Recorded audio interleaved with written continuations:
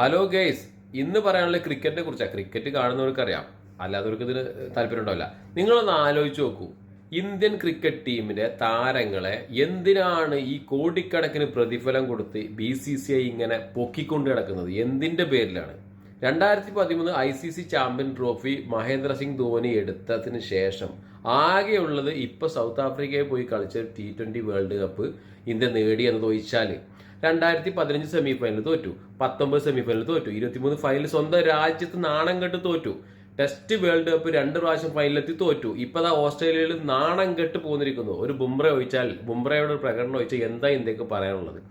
BCCI ചെരുപ്പൂരി അടിക്കണം. നിങ്ങൾ ആലോചിച്ച് നോക്കി, എന്തിനാണ് ഈ ഒരു കളിക്കും വേണ്ടിയിട്ട് ഈ താരങ്ങളെ ഇത്രത്തോളം കോടികൾ കൊടുത്ത് എന്താ പറയാ വഷളാക്കുന്നത്?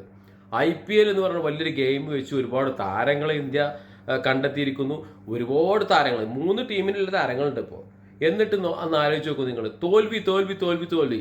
എന്താ ഓസ്ട്രേലിയക്ക് ഇതിന്റെ പകുതി പോലും പ്രതിഫലമല്ല. അവർ 10 ICC കിരീടം എടുത്തു, 6 വേൾഡ് കപ്പ്, വേൾഡ് കപ്പ് ഉൾപ്പെടെ, മാച്ച് ഉൾപ്പെടെ.